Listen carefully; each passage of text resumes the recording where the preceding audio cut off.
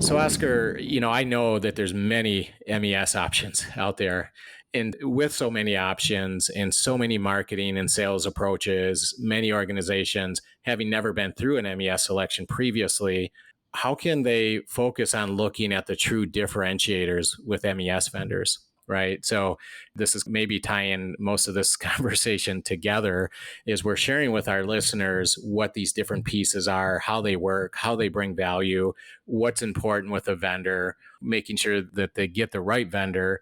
And I tell people all the time and in our clients that during the sales pitch, you can often swap logos on the same slide deck and leave the rest, meaning that they all seem to be saying the same thing. So what do you say about that? What are some of the things to consider when trying to understand the true differentiators between MES options during the selection process? And what would be your general advice to organizations looking to select an MES solution? So just change the logo on the deck, huh? Excuse me. Well, I hope not. But I get what you're saying. I can just think back in a former life that I had as a teacher. I'm sure you remember that we did cave drawings and all that stuff at the time. Anyway, the same textbook, right? You go on the front, there'd be a list of people that use this. The same textbook we used year after year. But it was the job of the teacher to make it connect with the student. So when I talk to someone about effectivity, it usually begins with what you're trying to accomplish, solve, or make better with the factory. I want to know what you know. I can show you the product up, down, and sideways, right? But I need to understand what you're trying to do. And it's my job to try to fit the product into your process as simply as I can for your operator. So understanding that person, what that person's looking for is paramount. And I don't think it's too far off the sales playbook as you were alluding to. I personally have a hard time talking to how large your company is financially or your budgets or, that's not the people I'm interested in.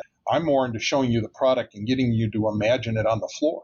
How is your operator going to interact with it? Let's look at Factivity's ability to assist your floor personnel, right, and give them what they need to do their job. That's still one of our slogans, right? Just to give them the information they need to do their job. Mm-hmm. It's not just data collection, remember? Exactly. Yeah.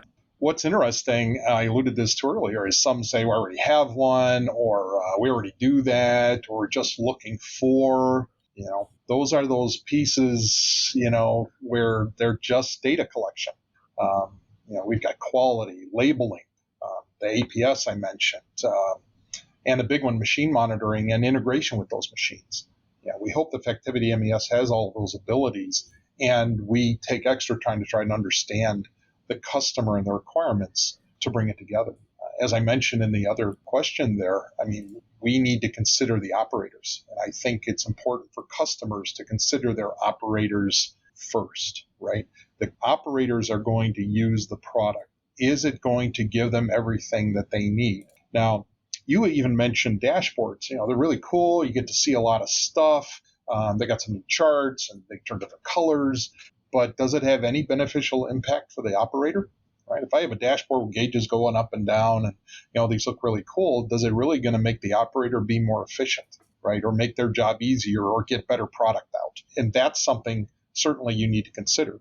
The other thing is no floor supervisor that I know wants their operator standing in front of a computer, reading through a bunch of data or typing a whole bunch of data. They want their machines focused on their job. We've honestly had customers count the number of clicks it took in Factivity to accomplish a task. Mm-hmm.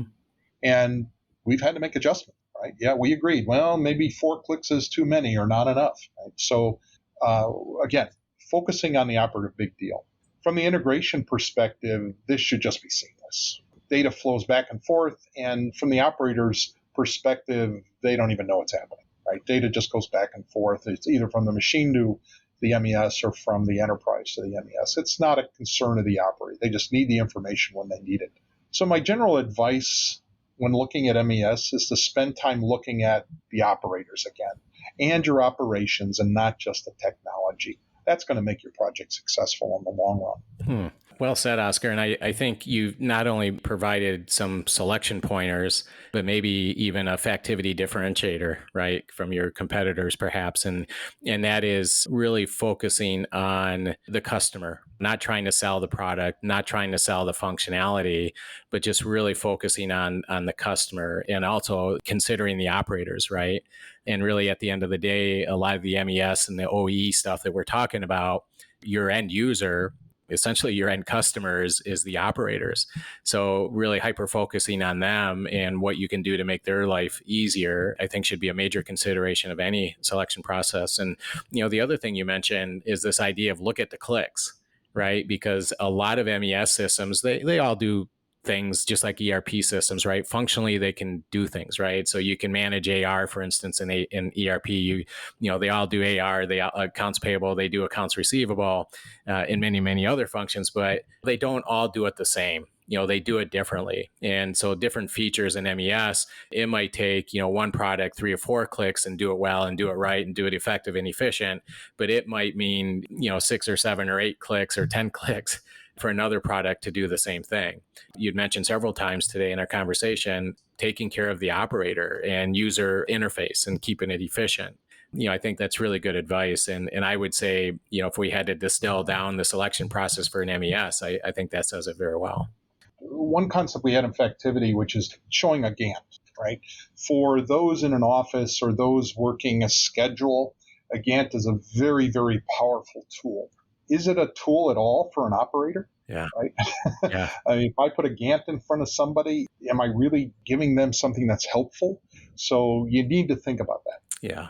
So as one of your maybe your major pointers for the selection process, if any listeners here, any of their organizations are going through an MES review, or I should say selection process, if the vendor is just completely selected on their functionality and they just want to show you the product, maybe think about that a little bit, right? Is it about their product or is it about the customer?